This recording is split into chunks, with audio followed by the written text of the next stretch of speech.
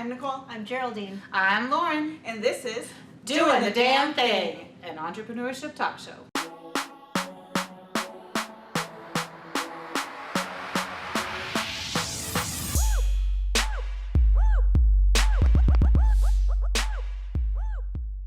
Hey everyone, how you doing? It's me, Geraldine from Doing the Damn Thing. Thanks so much for joining us. And before I forget, remember to like, share, and subscribe to this video because we'd really appreciate it, and I'm sure your friends would too.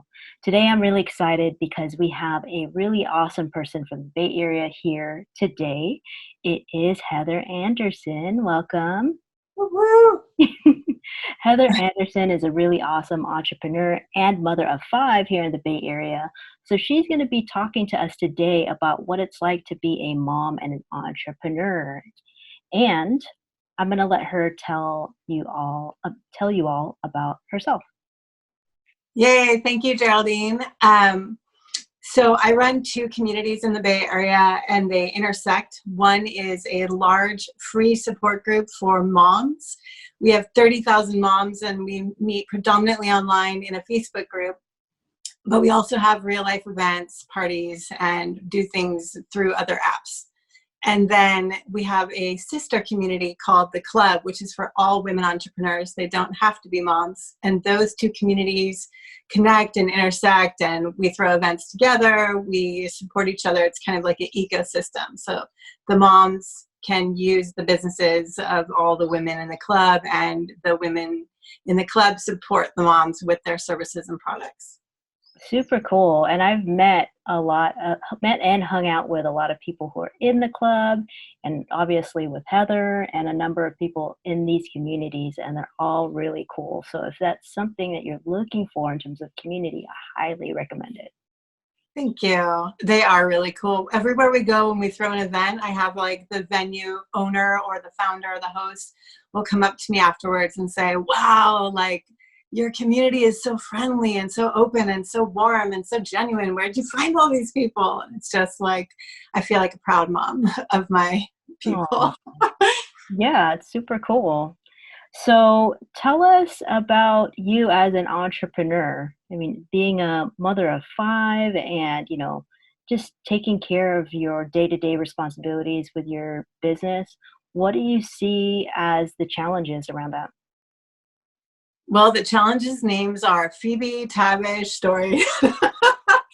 No, in all seriousness, I've gone through tons of different phases of being a mom and an entrepreneur at the same time, so I can relate to people in all the different ranges.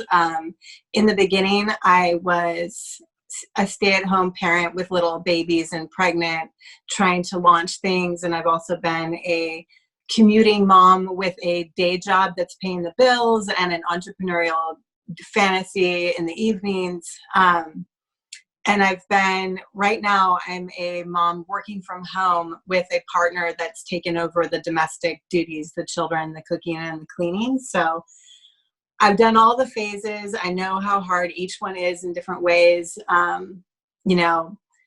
It's like, I think as a women entrepreneur, people are already familiar with having to maybe balance a day job and then come home and moonlight your fantasy until you bridge that gap. Mm-hmm. Or just having other responsibilities, other passions in your life, other people pulling at you, maybe parents or siblings that need you. It's just like all of that, but having the responsibility of a parent, and that, I was reading an article this morning about just the mom brain that organizes and preps for everything in the house, even if they have a partner, especially if they don't. That extra chunk of your brain that's just allocated to remembering when your kids need to go to the doctor, and if you've got enough groceries in the fridge to pack lunch. You've got to deal with a piece of missing brain, and then you've got to deal with people that are in your home and actually need you. So it's time, energy. It's all of the regular issues that an entrepreneur faces about balancing and time management, but times a million, because you're really just, you can't avoid these little people. Wow. And it's 24/7. That's what I hear. It's 24/7. Yeah. For both of your clubs, did those already exist prior to being a mother, or how did that unfold? Like, at what point was that?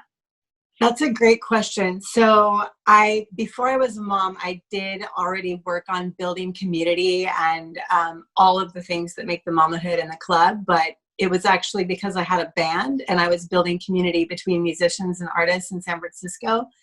I launched something called the Green Room Collective. We had a brick and mortar very briefly in Emeryville with a recording studio. And that was my focus. So I was always an entrepreneur since I was like 5 years old. I was always interested in building community, but pre being a mom, it was not about motherhood or women entrepreneurs of all kinds. But the community in Emeryville was for entrepreneurs that were musicians. So it was co-ed and it was music based. So if you're a musician or something related. So yes and no, but no, the mamahood was formed the minute I gave birth. Wow. I had a baby and I didn't know any friends that had a tiny baby. I had like one friend that had two friends that had kids at all, but they were older and they also didn't live near me. So I started that just out of my own personal need. And I was familiar with Facebook groups because I was doing the community building already for my band. They were actually really new. The Facebook groups were like a novel concept. And I remember because it was kind of weird. I went to a breastfeeding class and there were about 10 women in there sitting in a circle, breastfeeding and chatting. And I really wanted to stay in touch because they were the only people with an infant I had seen. Oh, wow. So after class, I said, hey, should we start like a group text message? Do you guys mind if I had your phone number? I felt super embarrassed even asking. And I thought, it might be weird if we're all texting each other's phones at 3 a.m. So I said, why don't do you guys mind? Are you on Facebook? Can we make like a little group? And I literally thought it would be just like 20 of us in there. And that's the mamahood. That's amazing. And how many people do you have in your group now? Over 30,000. Wow, that's amazing. And then are they from all over the nation? Are they Bay Area centric or? No, they are Bay Area. Whoa. There's members that move away and they ask if they can stay in. So there are a scattering of ex-Bay Areans in there, but it's Bay Area centric. And we do let people stay in for life when they move away and miss it. That's super awesome. Cool. So in terms of ways that you've observed for yourself and also in helping or in being in community with other mothers, what are a few tips that you would give to mothers or mothers to be that are owning a business, for those mothers who aren't really familiar with the tips and tricks of managing both? What are some tips that you would give them? Yeah, these tips are really broad because I feel like if you don't have these basics in place, the rest of the little hacks and technology and software that I would dig into would be pointless. So big one, number one, you mentioned it and alluded to it already, is get in community.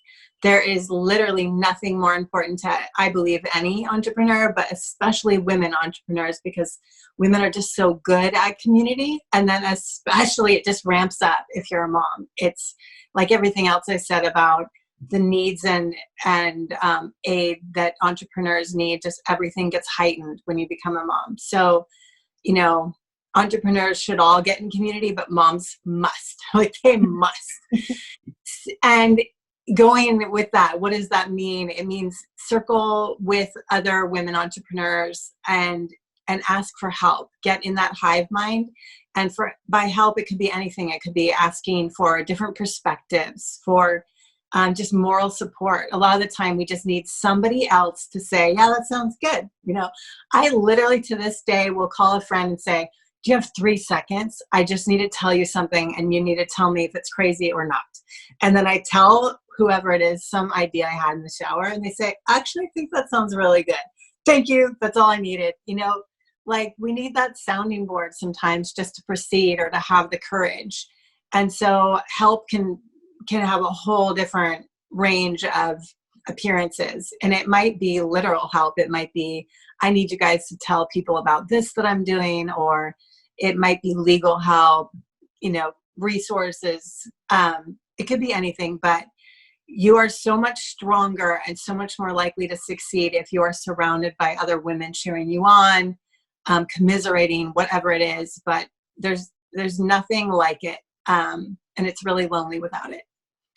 Do you want my second one? Do I just keep going? Yeah, that's good. Let's do it. Tip number 2 is just really practical. It's time blocking. I know everybody says it, and I heard it thousands of times before I actually did it, and it just sort of changed my life. And I used to write it in my day planner, and I think for me, I have to like physically maybe write it in my day planner, but also put it on my Google Calendar. So whatever your tools are, I time block to the point where it seems absurd. And if your time blocking doesn't look over obvious or totally ridiculous, then it's not stringent enough. Like what I mean by that is if you want to take a break, put it on your calendar. Wow. If you want peace in your morning and a meditative like a moment to catch your breath or have quiet tea or do yoga, like it better be on there. If you want to chat with your friends on the phone because you want to maintain relationships and friendships, or you have remote friends in New York and you never call them, but you always want to, like, put that on the calendar. So when you're a mom, it has to be on the calendar. It just has to be. And if you haven't done this yet, you don't want to go too crazy, because I also think things need to be simple to do them. I would recommend blocking your day into like 3 chunks.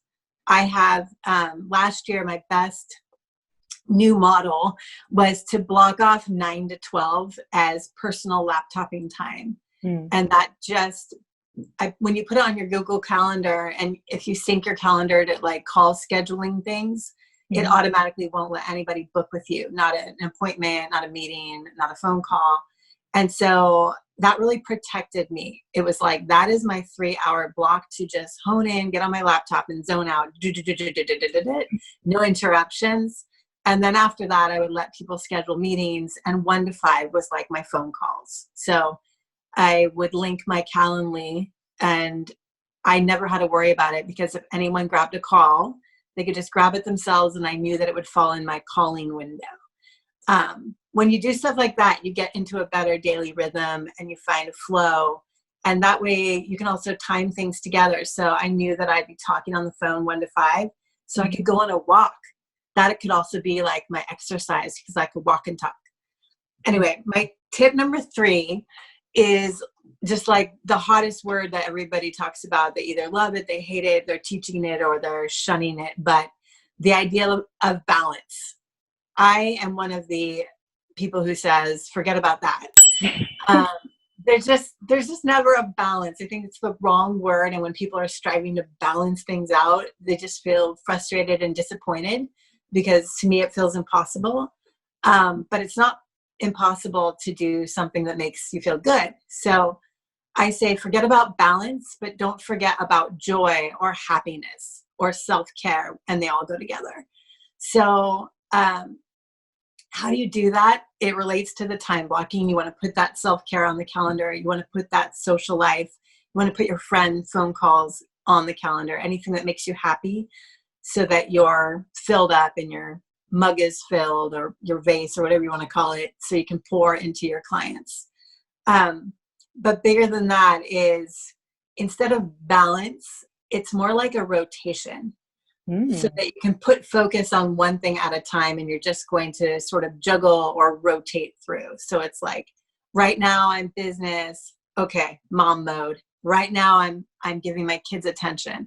Me mode. Right now I'm lying in the bathtub and I'm giving nothing attention except my toenails and this book. So it's just picking something and being in the moment and giving that thing, whatever it is, your attention. And that makes everything just work a little bit better. Your work thrives when you're focused and uninterrupted. And of course, your kids thrive when even you give them 20 minutes of really good attention, instead of 3 hours of them being in the room while you stare at your phone. So I think it's that concept of just focus and shifting and having different modes, so that everything is getting its due attention, but you're not scattered and your brain isn't shifting constantly. especially when you have mom brain. Yes, mom brain is real. It's actually hormonal, and I didn't even believe it, but Oh, really? it starts with pregnancy and it just gets downhill from there because the hormone shift doesn't really go away while you're breastfeeding, but then you add sleep deprivation. The crap I did when I had mom brain, to the extreme, I think it's kind of permanent, but it's way better now, is like I tried to open the BART terminal with my car fob. And then I started doing everything with my car fob. Like I tried to open the elevator at work. I tried to open my front door when I got home of my house. Like, yeah, your brain just doesn't work. I remember the worst thing that ever happened, like the weirdest that I couldn't believe, is I was filling out a form at work. I had a banking job, and I forgot my last name. Like I literally did. Oh, It dang. sounds like a fake story, but that's what happens. There's like something shorting, literally. Yeah, so especially new mothers out there, don't feel bad if you're forgetting things or you're not able to manage it No, as you were before. no, be gentle. You know, if you'd given me 4 tips, I was going to say grace for yourself. Have grace, because I think we as moms are always plagued with guilt. I think mom guilt is one of the worst inventions, and it seems just almost impossible for us to escape, no matter if you're a type A personality or not. Everybody has some level of guilt about something, and entrepreneurs have even more, maybe because they're guilty about their career stealing time on top of all the other guilts of not feeding healthy food or putting your kid to bed at the right time and all the normal guilt. There's that extra guilt. So give yourself grace. Know that making yourself happy and having a career is good for your kids as well, because a happy mom is a happy child and a happy family. That sounds like a quote. I'm sure. We could transcribe it later. I'll send you all your nuggets here. Cool. So we said a few things here. The three tips are to get in community and ask for help. Time block your calendar for everything, even though you think you don't have to. And lastly, forget about balance. It's all about being in rotation and really accepting what's so. And the last one you said as a bonus was have grace. Don't be so hard on yourself. So before we end the show, I really am curious to know, what is something that you wish someone told you before you became an entrepreneur? Oh, I love this. And thank you for asking. I wish somebody had told me beyond get in community ASAP is that it doesn't have to be so hard or lonely. And that ties back into my advice about getting in a community. But it's so true, because when I was younger, I subscribed to Entrepreneur Magazine. I had all the geeky books. I would go to Barnes and Nobles and all the little used shops and pick up, like, Biz for Dummies or whatever. But I was always working on ideas that I had completely alone, like always. And I had lots of friends, and I'm super social. I just didn't have entrepreneur friends, and I didn't have business friends that were trying to work on similar things until way later in life. So entrepreneurialism is hard alone. My favorite saying that I think I made up is that it's a team sport. And I firmly believe that, because even though we might have our own business and we're the sole proprietor, we're the CEO, we don't have a staff, it doesn't mean that you have to do it by yourself. You and a bunch of your CEO friends should do it like a team. And once I realized that, everything was just 10 million times easier. So I want everybody to know that I wish somebody had told me 20 years ago, it does not have to be so hard. And the solution is biz friends. Get some biz friends. 100%, totally. And that's how we met you. We made biz friends, networking, being out there and just seeing who else is a woman entrepreneur and what other groups are out there. So yeah, really glad to have met you, that you came onto the show. You said so much, not only for mothers, but I think for entrepreneurs in general. Everything you said really applies 100%. So thank you. Thank you. Yeah, and I think it does. I feel like all entrepreneurial advice is relevant to everybody, but it just depends how ramped up that advice and how critical it is. Cool. All right. Well, Thank you for tuning in, everyone, to Doing the Damn Thing. As you know, we release shows every single Thursday here on YouTube. Remember to like, share, and subscribe, and we will see you soon. And if you want to get a hold of Heather, remember to check out the links below and join the club as well as the Mamahood. All right, y'all. See you later. Thank you. Thank you, Geraldine. You're welcome. Bye.